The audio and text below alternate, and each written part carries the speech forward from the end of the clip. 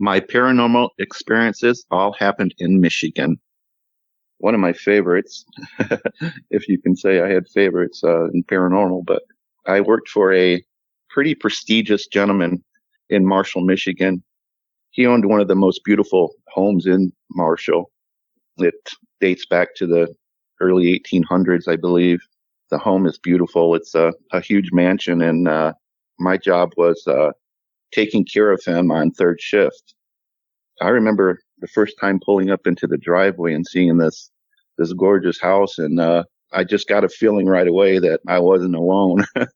and sure enough, the experience pretty much happened right away. I would just get chill bumps walking into different rooms and stuff where the temperature had dropped suddenly, and you could definitely tell something was there.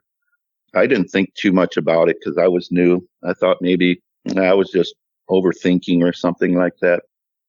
One particular night, which really, really got me, matter of fact, I called my wife about 3 o'clock in the morning and talked to her for a little bit because it freaked me out so much. But I was sitting there in the living room, and there's a TV in there, and I'm sitting there listening to the monitor because that's how I would know if the gentleman needed anything or not.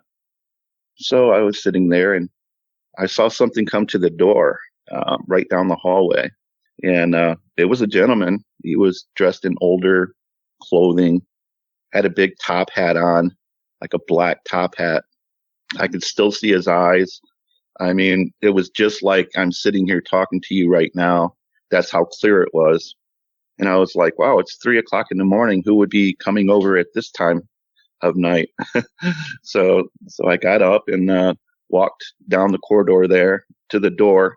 And I got right to the door, and it just disappeared. Now, keep in mind that this is like a 8-foot door, huge, huge door. I'm 6 foot tall, and by the time I got up there, where my nose was looking outside with the door, this thing was a couple feet taller than I was. And I looked outside because it had just snowed, and there was no footprints or anything coming or going whatsoever off of the porch, and nobody really used that side of the porch anyway. And I go sit back down again, and it appears again. So I just kind of sit there and just watched for a while, and it just stayed there for quite some time. And then I started looking away or something, and looked back, and it was gone. But that was the only time that I think that I worked there that I actually seen an entity or saw anything. Everything else was like feelings and getting touched daily. It's almost like I could describe it as a electrical feeling. It would just like touch me on my stomach or touch me on my chest or touch me on my arm. It would freak me out so bad. I mean, I had goosebumps from my toes all the way to my head. That was probably the biggest experience at that home. That night, like I said, I've done this for years, and that kind of freaked me out more than any of the other experiences I've ever had. Seeing this, and I looked through tons of pictures that he had laying around, and I never actually saw this person. I saw someone that kind of resembled him, but I couldn't I couldn't say that was actually the person in the picture or not. But other people said they had that same experience with that had come to the house. So I'm pretty sure I saw what I saw. But just walking around this house, I could go to different parts of the house, and just all of a sudden just get that feeling there's somebody here. And I got pretty freaked out, frightened one night. I was listening to the little monitor there, and all of a sudden I hear screaming upstairs, and he's just frantic. He's up in his room, and he's frantic, just screaming and screaming. And he had his mind to him. He definitely, he was there. He was still, conducting business in his late 80s, and he was a very, very bright individual. I just yelled, "I'll be right there as soon as I can." And I just started taking off running, and I got upstairs, and I could hear on the monitor, which we heard just about every night. We heard voices coming from the bedroom. You could sit and actually pick out voices. Most of them were female. There was a couple that were male voices, but most of the voice that we heard nightly was female voices coming from the room. I got up there, and and opened the door, and he was just sitting up in bed, and he was just scared to death, really. And I said, "What's going on? What's going on?" He said, "I was floating on top of my bed. I couldn't get down." And matter of fact, he kept saying, let me down from here. I can't get down." And I kept reassuring him. I said, "Everything's okay." I said, you're on the bed now. Everything's good, you know. And that was definitely an eye opener for me too. I pretty much stayed right upstairs most of the night to make sure everything was okay, and didn't have another episode after that. But like I said, you can clearly hear on the monitor, that thing would pick up sounds all over the house, but it was very clear, you know, what you were hearing on a daily basis. And I'd recorded a few of the voices, and it sounded like someone was actually like a female. He had two wives that passed away in that room over the years. So I kind of thought maybe it was his ex-wives coming through to talk to him or something like that. But I think a lot of it was residual. I do believe that there was a few times, like when getting touched and things like that, that I did encounter actual spirit. But most of the things in the house, I would believe, would be like residual haunting or residual energy that I was picking up. I'm very intuitive, so it doesn't take me much to pick up what's going on around me. If I go into different homes and stuff like that, I usually pick up right away on things like that. This house is located in Marshall, Michigan. It's called Oak Hill. And for the listeners out there, you can go to YouTube and punch up Oak Hill, and you can see the beautiful home that they recorded with a drone at one time. And it's a really beautiful home, and it has a lot of history. So there was definitely a lot of spirit activity there. I never really tried to take any equipment in because of, with, you know, the respect of the family and things like that. I didn't want to record having my job there and things like that. I always wished I would have, but there's lots of legal issues that go along with that. So I wasn't able to actually do a ghost busting episode there, but the house was truly something. And I definitely like to go back again sometime. He has since passed away, but they do have the tour every year of the home there, so people can go in and do the tour of the home and just see what they feel. It's definitely one of the most haunted, I think, in the Marshall area. We live on the corridor of Albion College, which has a lot of history here in our city. Just down the road, probably, I think a couple blocks from my home, we got to go do a haunting at this house. It's one of the older houses in Albion. It's been there quite a while. A friend of mine that I went to school with actually lives there with her husband, and she said, "We got a lot of things going on here. We were wondering if you guys could come over and help us out and see what you can find and things like that." So we got everything together. We took our equipment at this time. We had all the meters and everything. And I took my friend, she's a medium, and her husband. And so we decided to go in and see what the talk is about this house, because we've heard a lot about it, not just from this family, but from others that have lived there in the past. So it was a great opportunity for us to go over there. So we got everything set and everything. And it was like, I think it was probably 100 degrees that day. It was very, very hot. And we decided to start in the attic. The closer we got to the attic, the more I felt, and not only me, everybody felt something was not right about this attic. And I did actually capture a couple pictures. And I'll send you this picture I got from the upstairs attic. It was a orb, and I blew it up just a little bit. And every picture that I took in this place the whole night, every one of the orbs had a face in it, and you can definitely distinguish the face. I mean, it was so clear right in front of you. The face is just that of a man.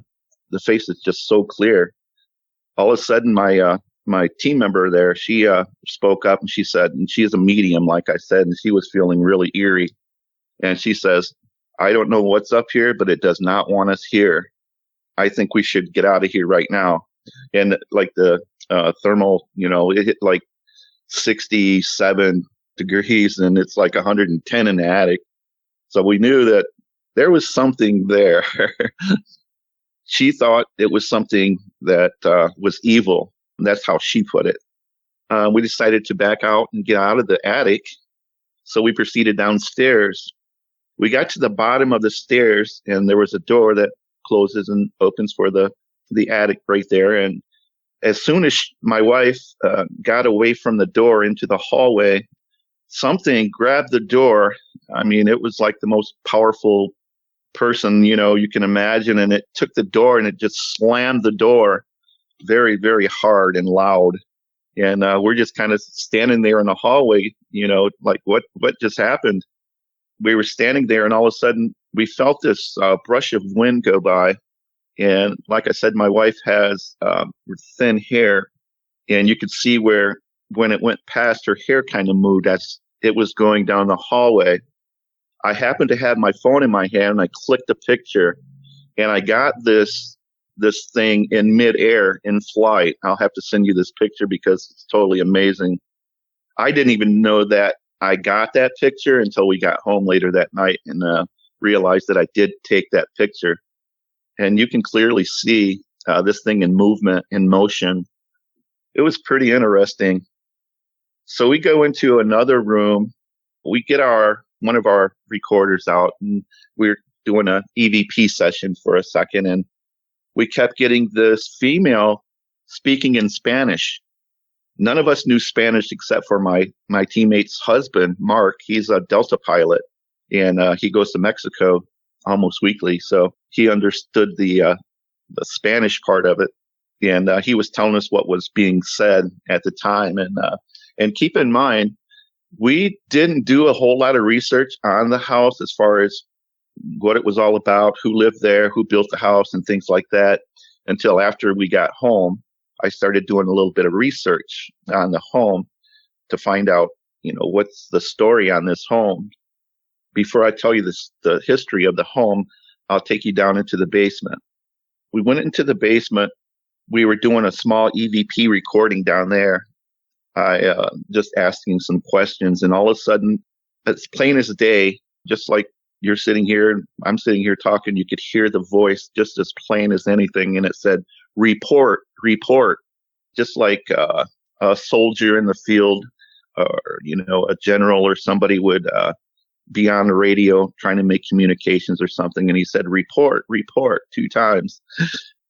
I happened to take a few pictures, and I actually did look this time to see what I captured, and I captured the bust, not the legs or anything like that, but it was just like the bust of a picture of a general, had the Civil War hat on and everything. This picture, I showed everybody. There was probably 5 or 6 of us there, and everybody looked at the picture, and you could see it as plain as day on the wall.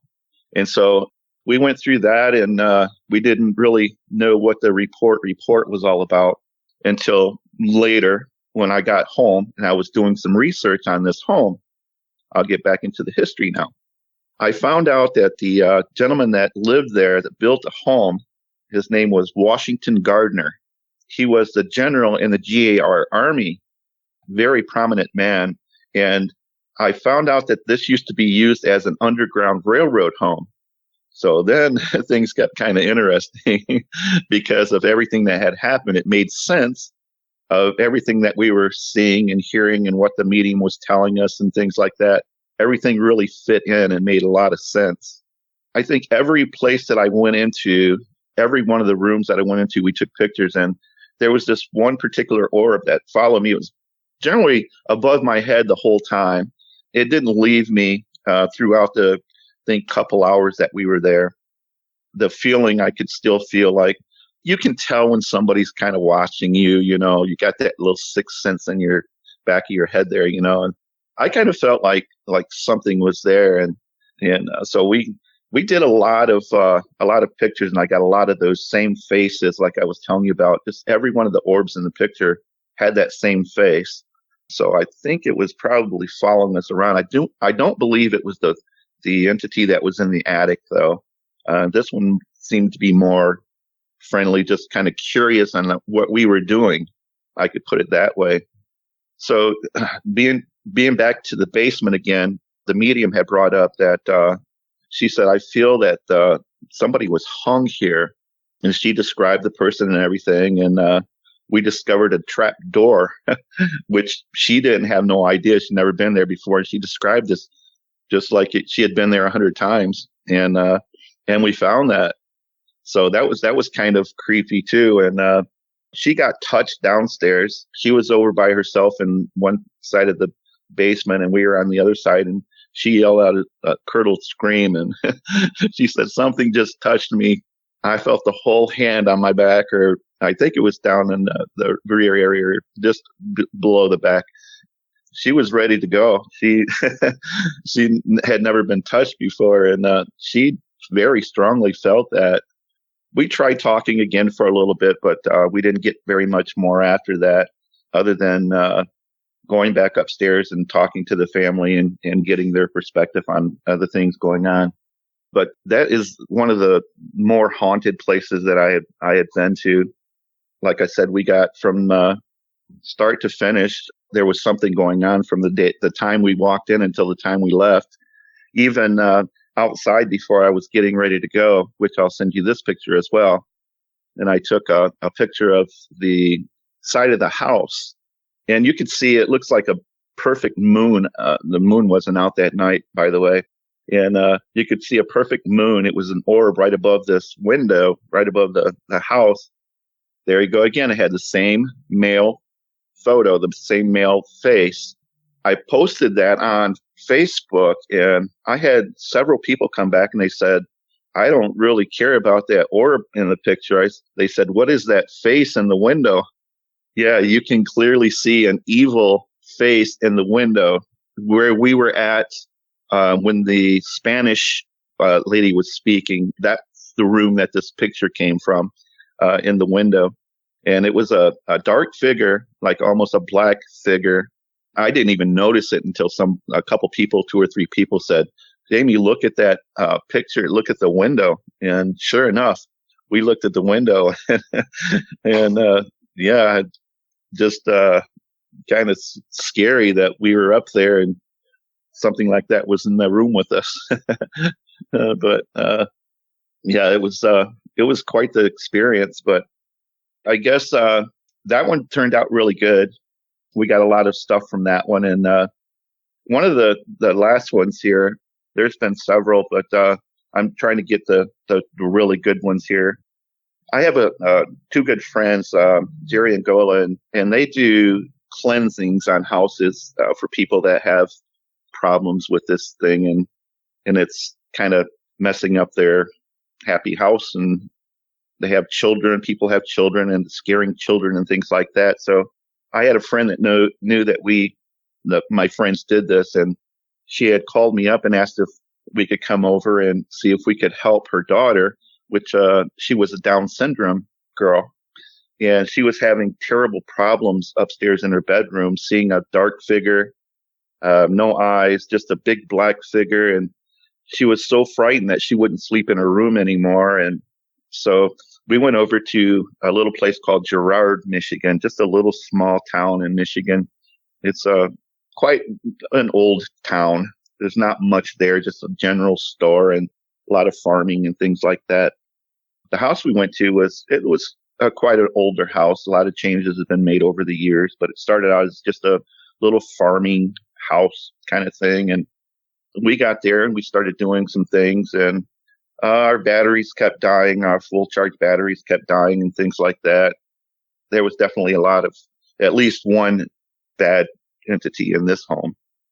It was pretty crazy because I took a picture of the stairwell going up into this bedroom of this little girl. I sent the picture to the homeowner after I got home, and I said, who's the little girl on the stairs? And she says, I have no idea. She says, that must be the little girl that my daughter talks to. And I said, oh, wow. You could see almost through the picture. It wasn't a full body or, like a person sitting there or anything. You could kind of see through the picture. So that was one part of this home.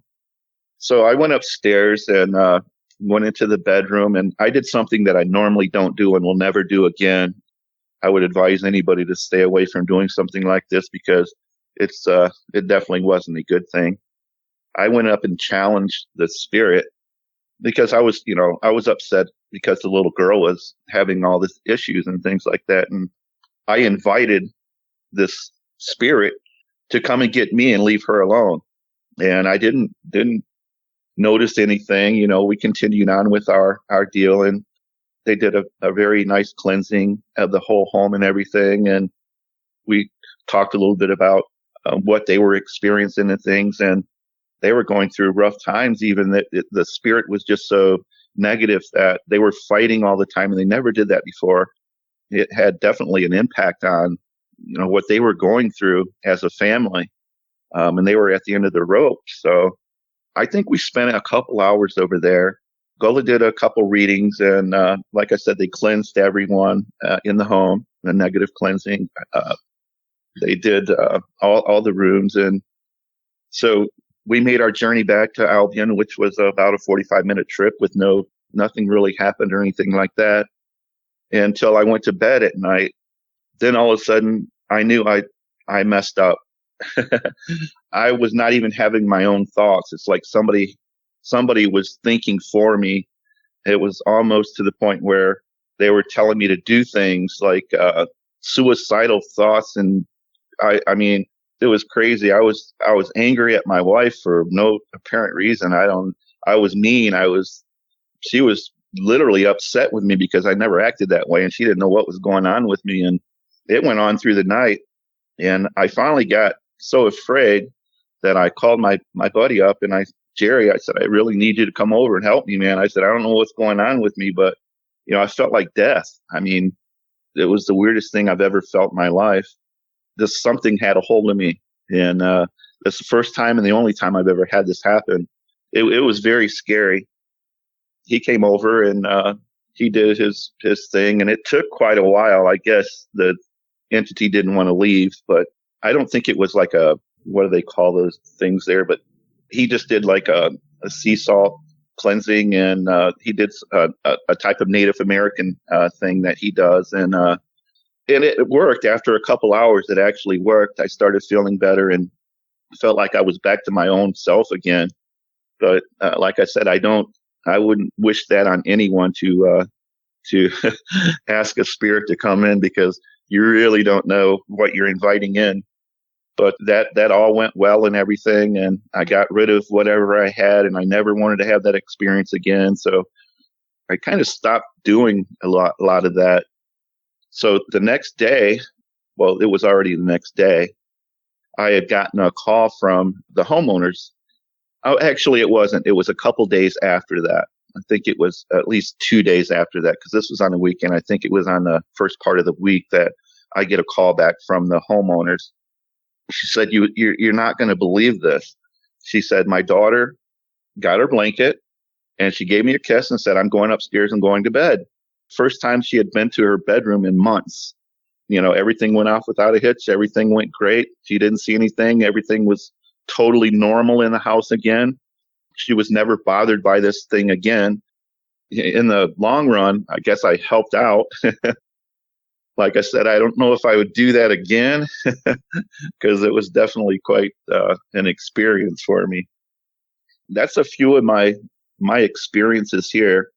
We've done other ones that are just you go in and you get a couple things here and a couple things there. You hear noises and things like that, but nothing as powerful as the last three that I spoke of. I wouldn't actually call this a haunting. It was more, I don't know. We actually had a lot of fun doing this one that we did. It's located in Allegan, Michigan. It used to be an operation for many years, and it's kind of like a house setting. The sheriff and his wife lived upstairs. The house had living quarters, and they cooked breakfast and lunch and dinner for the inmates. And this place, I believe, went out of operation in like 1960 something. Now it's a museum. And for the listeners that want to take a nice trip to Michigan and check this place out, it's a really, really cool place. But we started out, I think we got locked in. My sister, myself, her husband, and my wife, we headed up to Allegan, which is about maybe a hour half trip from Albion. And we got up there about midnight, and we got locked in. They turn all the lights off in the whole place.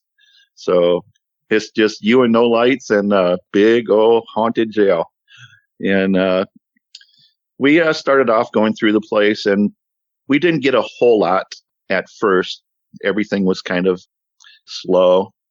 We went up to the artifact room, and we got a few things up where they have a bunch of the different artifacts. From my understanding, there was a Native American's remains in the attic. So I went up there by myself and sit there for probably about a half an hour and didn't really get anything out of that. So we all got back together and we went to this little room, a little carpeted room. They had refurbished or whatever since back in the day. And we found this little book sitting on a mantle, and we opened the book, and there was a lock of hair in this book. And we read the little article about this lock of hair, and it came from a little girl we named Mary. And she had drowned in the late 1800s, and she had been known to spook the place up a little bit, I guess you could say. And we had our equipment out, and we were trying to talk to her, and we sit there for a little while and really wasn't getting anything. So my sister had a brilliant idea. She got on her phone and played, what was the name of the song she played? Ring Around the Rosies. She got it on her cell phone, and she played Ring Around the Rosies. She played it one time, and in order to play it again on her phone, you would have to replay or play again or something like that. But the song played, and then it was a short stop, maybe 10 seconds or 15 seconds or something. And all of a sudden the song popped on again. So it kind of took us by surprise. And we were sitting there in Indian style, kind of around our equipment, and this little book laying in the floor to get her attention. And Ring Around the Rosie's going off. And it gets to the part where we all fall down, and it was just deathly quiet in there. We all fall down. You could hear the pad of her little butt hit the ground, hit the floor. And then it started after that. This little girl would not leave us alone. Everywhere we went in the house for the next 2.5 hours, she followed us. And she was making our equipment just go crazy. And she followed us into the basement, which they had where they kept all their canning and stuff back in the day. It's just like an old cold cellar, kind of old Michigan basement, if you will, kind of place. Kind of cool and eerie down there. But then she got to be kind of playful. She was like tossing stuff on the floor. And I remember a couple times she found a ball of some kind, and she would roll the ball down the hallway there. And it got my sister's husband attention a couple of times. He doesn't do this kind of stuff. So he was kind of freaking out by the whole experience. But I think she was picking on him too as we were going along. But yeah, she was definitely making all of our meters go off. We didn't get any vocals. We didn't get anything like that. She was pretty shy, I guess. She didn't want to respond or anything like that. But she did want to let us know that she was there. We kind of wanted to see. They had experienced theirs before us, where there was a couple things in the house. I think it was like a mannequin or something like that, and the mannequin would change to different clothes when you leave the room and come back. The mannequin would be dressed in something different. We did not get to experience that, which I was kind of excited to see that. But a lot of paranormal groups have been up to the old jail, and they got different stories out of going there. And it seems like not two of the stories are alike from the ones I've seen. Everybody has a different experience in the house. And it was really cool. And I think we're going to go back again someday now that we know a little bit more about the location in the house and things like that, or the jail, and try to do another story on that. But I appreciate you having me on. Thanks.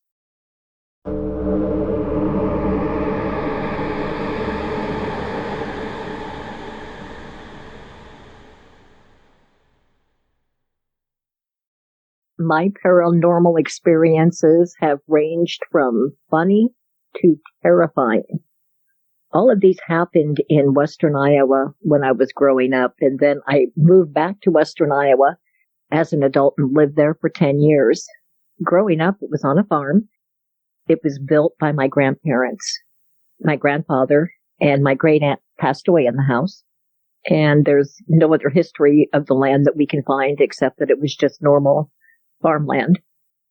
The first thing happened when I was about, I'm going to say 13 years old. I had an old stereo system that was handed down by my older sister, and it was a turntable that you could put several records on, and it was an automatic. The tone arm would move over, the record would drop down, the tone arm would move, and then go on the record and play. When the record was done, it would lift up, and another record would drop, and it would repeat that process. And I always put on at least 2 albums when I went to bed at night. This was a very, very small bedroom. And I woke up when the music stopped and the next record dropped, and I kind of turned over in bed. And it wasn't totally dark in my room, but it was pretty dark. And I saw, and this is the only time that I have seen a full body apparition.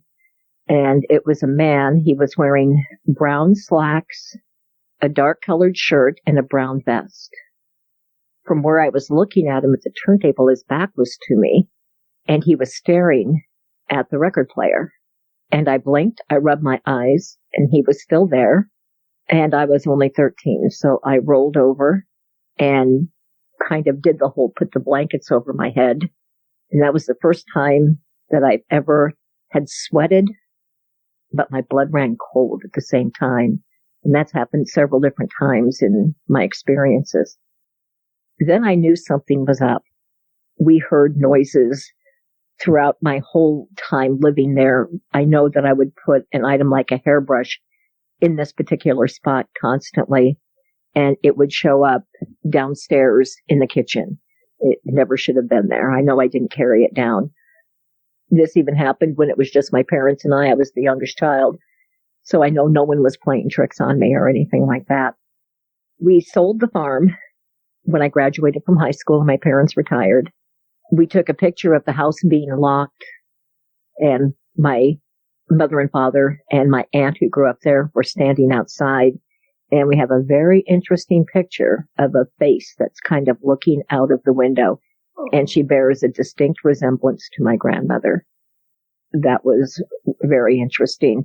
Other things that happened there in brief, I saw a lot of lights going up the stairs. My bedroom went upstairs on the right. There was my bedroom on the left. My aunt lived there for a while. That was her bedroom. You go straight ahead and there was a bathroom. And I was bopping upstairs one night and I was going to watch TV and do some homework, and a light about 3 feet above my face when I was climbing the stairs flew out of my bedroom into my aunt's bedroom. And I just turned around and went downstairs, and my mom was in the kitchen fussing, doing some things. And I just sat down and talked to her, and she asked me what happened. How come you came back down after a while? And I said, well, I saw this light thing. And she goes, oh, just wait for your aunt to go back upstairs to bed. Everything is fine. That was my mom's general answer, that everything was fine. One time she told me that she was in the bathtub and there was a lock, just a turn lock on the door where you didn't push a button in or turn the doorknob or anything. It was a separate little lock. And she was in the tub and she watched that lock turn and lock her in the bathroom. Fortunately, the lock, she could undo it and she was able to get out. But those are just some of the things that happened on the farmhouse that I grew up in. Then I had a good run of not having anything happen for a long time until my parents again bought this home in western Iowa. And it was the retirement home. It was built in the 1950s. It was a cute little house. It's going to sound big because it had 3 bedrooms upstairs, but they were pretty small bedrooms. And it had a bathroom, living room, and kitchen. And then downstairs, there was a beautifully, completely finished family room, another bedroom, a storage room, and a very large utility laundry room. And they had lived there for about 10 years. And I sometimes would get kind of little creeps having to go downstairs. Never really wanted to do much down there, but always just was managed. My eldest daughter was going to college in that town. It was obvious that she was just going to be living with my grandmother. My father had since passed away. She was going to live with my mom. She had lived there 1 week and she came home and she said, Mom, that house is haunted. And I kind of chuckled and I went, well, it's kind of creepy sometimes, but I don't think it's haunted because it's a fairly newer home compared to what we grew up in and what we had lived in before. And she goes, no, Mom, it's haunted. There's noises. I didn't really poo-poo her, but I was just, yeah, there might be something going on here. She would ask my mom, her grandmother, who would say, oh, no, there's nothing wrong here. It's just your imagination. My mom's typical saying when anything creepy was going on. But eventually, my husband and I purchased that property, and I ended up living there with him for 10 years. And then the party started. I know I'm going to miss things that happened in the house, but my daughter would tell me the most terrifying thing was that she would be in her bedroom and the doors were locked. Doors, obviously, to the outside of the house were locked, and her bedroom door was closed. And there would be what she called the rattling of the doorknob. And until you experience this, I'm sure everybody is going to doubt it, but it is a massive rattle of the doorknob. It is terrifying. And it happened to me about once a year the whole time that I lived there. And again, that's one of those cases where you're sweating. You just break out in a sweat, but your blood is so running cold. That is pretty much the most terrifying thing that ever happened to me. And like I said, it happened about, once a year. And I can't tell you what specific time of the year, just that I also, at the time, I had 3 dogs. No judgment here, but the dogs slept in the bedroom with me. One of them was a little bit of a larger dog, but the 2 were real small. And every time that happened, the dogs would attack the door. So it wasn't just me hearing it, the dogs heard it too. Funny things that would happen there is I came home from work once and I walked in, and in the middle of my living room floor, in June, there were Christmas decorations on the floor.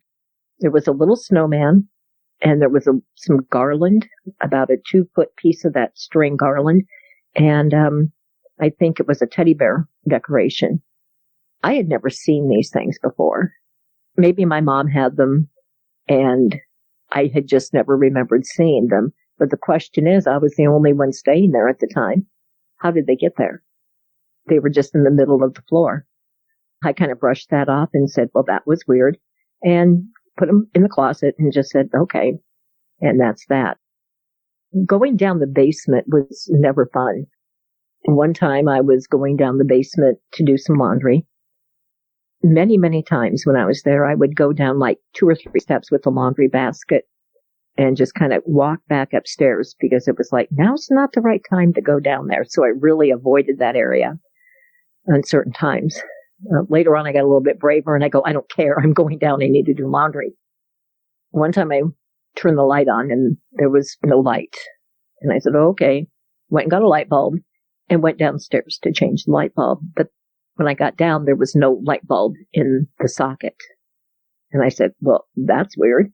So I put the light bulb in and the light came on. And I picked up my laundry basket and I walked over to the laundry area, which is in the same room. And there was a pull string light in that area. And I went to pull the string and no light. And I said, oh, great. I put the basket down and went back upstairs to get another light bulb, came down, and there was no light bulb in that socket either. And I said, okay, who's stealing my light bulbs? Who's playing the prank?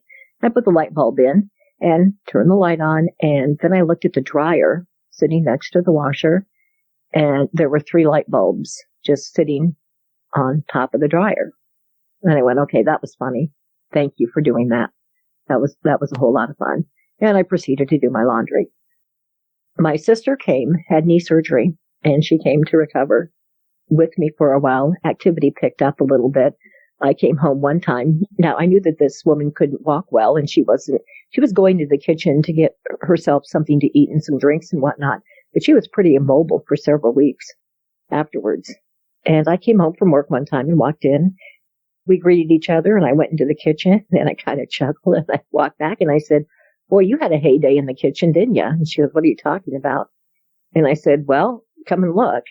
So she got up and she went and she looked. She goes, as God is my witness, I didn't do that. 3/4 of the cabinets were open, the drawers were open, and the refrigerator or the freezer on top was like halfway open. And she goes, I honest to gosh didn't do that. And I said, I believe you, no worries here. And shut everything up and kind of got a chuckle out of that. One of the things that would happen when my daughter lived there quite a bit, there was a cabinet above the stove, and she would be cooking above the stove, and very forcefully that cabinet would fly open. These types of cabinets, I'm going to try to explain them the best I can. On the door part, they had a little knob where it inserted into the hardware inside the cabinet was like a little roller. And so this little stick with a ball on the end would go into this roller and hold it into place. And sometimes you had to kind of tug on those doors to get them open. So it wasn't just the door just happened to be not closed, and it was purposely, in my opinion, being opened. Also, when my sister was staying with me, that's when we started hearing a lot of interesting noises.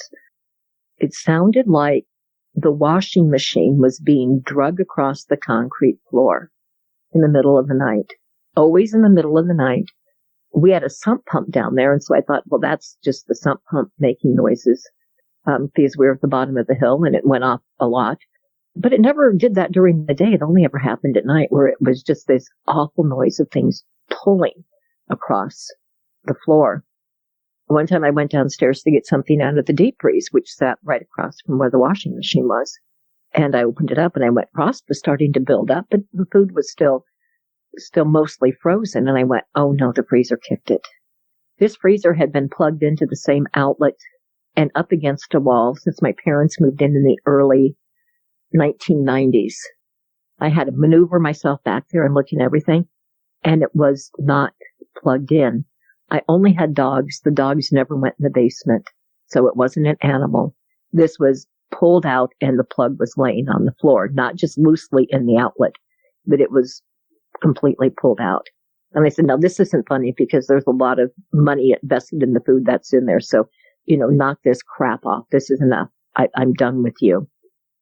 The house itself was located, you go out the back door, on the other side of my back fence was a nursing home. We thought many, many times maybe souls that were passing happened just to make a pit stop and would settle in our house for a while and cause some mischief and then move on. But we did have a paranormal investigator come in who had a very nice talk with a man who was living in the basement, and this I don't deny. I'm going to back up just a minute. When my aunt was living there in her bedroom, many nights she was terrified to stay in there. She was elderly, and she was also deaf. So knowing her other senses were very keen. Her sense of vibrations, feeling vibrations, and her sense of her eyesight was keen, even at her age.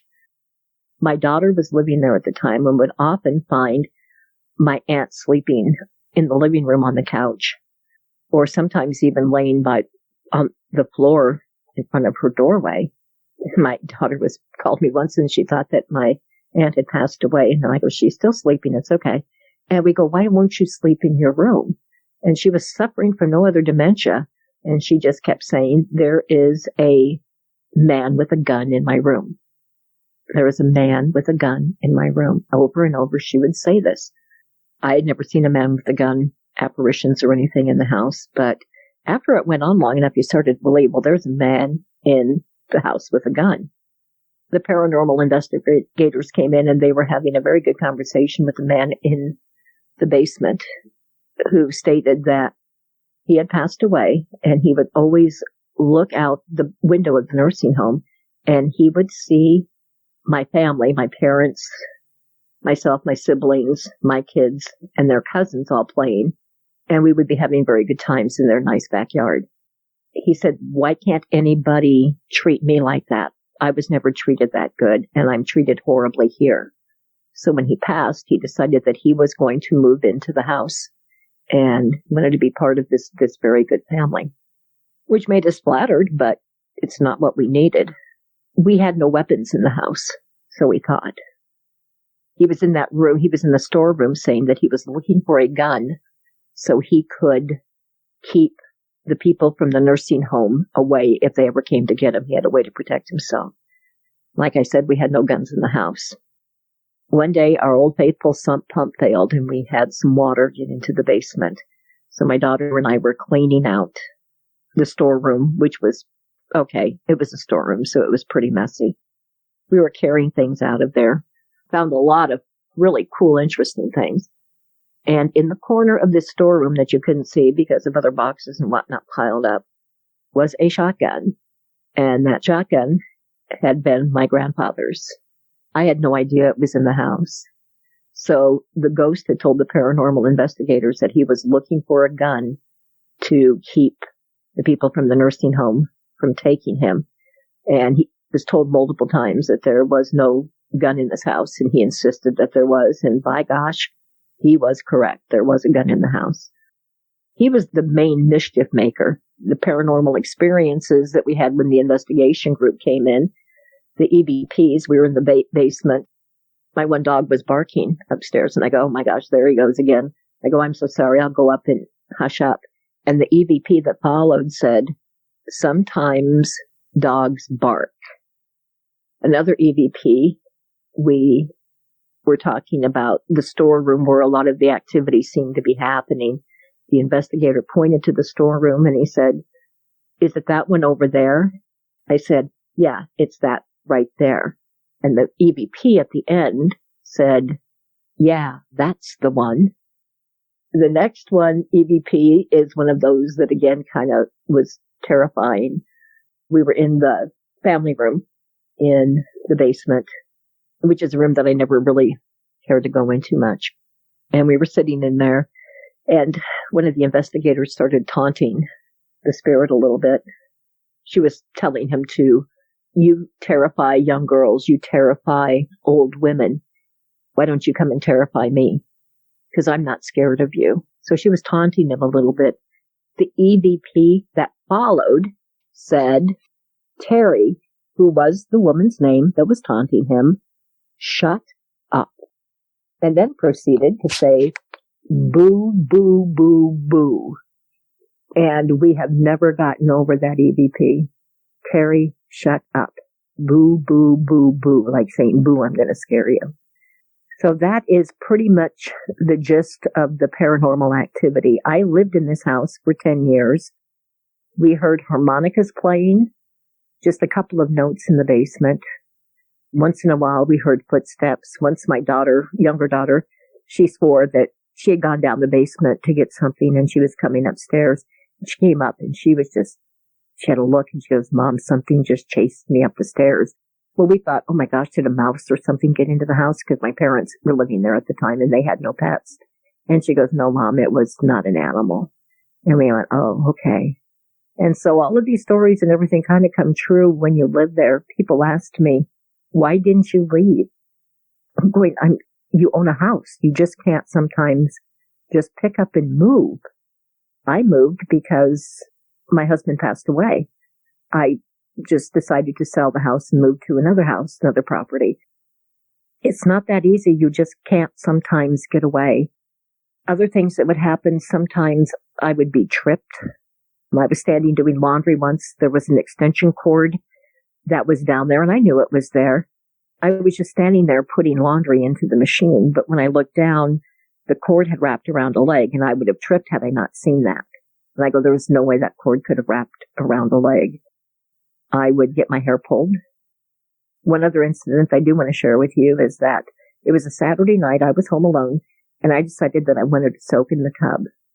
The house by then, obviously, all the doors were locked, but the house was also alarmed, and so were the windows. Nobody else was in this house but me and my 3 trustful dogs. I did have the TV on in the living room, but it was about 5 minutes after I got into the tub, the TV timer clicked off, and so there was nothing on. I was in there for about another 15 minutes, and I heard for about 3 seconds 2 male voices that were in my living room, which is just on the other side of the wall from the bathroom. And I just froze. My dogs go running out there. There's no way anybody could have got into the house due to the alarm system. The dogs were barking. They barked for a good 2 minutes before they realized that there was nothing there. I was in the bathroom. I had a towel. It was it. And so I was very leery about going out in just a towel. But eventually I was brave enough with the towel around me and went out and looked, and the alarms were set. Nothing was wrong. This was before cameras were in vogue, which I so wish I would have had. But that was another very terrifying experience. You know, I could go on and on with little things that would happen, noises. Another thing, I was very respectful, so the ghosts in the house could have their space because I believe there was more than one. I was always in bed by midnight, so they could have the rest of the house to do their thing, whatever they wanted to do. Drag the washing machine across the floor, open my cabinets, rearrange my dishes, whatever they wanted to. But at least I was giving them their space. And I was hoping to barter an agreement with them that, hey, then I could have the house from 6 a.m. until midnight. It could be my time. But we moved from the house. I moved from the house, and my sister was helping me. And she goes, you know, I really kind of feel sad that we're leaving the ghosts. And I went, yeah, I am too. I kind of feel sorry for the people that are moving in. But maybe the ghosts won't bother them like we did us because we're a little bit more intuitive or whatnot than what a lot of people are. I moved, and I'm in an older home right now that I've owned for many, many years. It is peaceful. There is nothing there except the quarter fairy. We chuckle about this one. This is one of those funny examples, is that once in a while, maybe once every 3 years, we'll find quarters in random places that quarters shouldn't be. This time I did have a cat, and once I found a quarter in the litter box. I would find quarters sitting on the back of the toilet. I would find quarters stacked up like 3 in the kitchen cabinet where I kept my pasta and sauces. Maybe that's a little message too, that I needed some extra change or something, but there are things that are all around us. I guess many people just don't believe it until they see it. And I believe it. If you've had a paranormal experience and would like to be a guest on the show, please contact us by going to myparax.com. That's myparaex.com. Thanks for listening.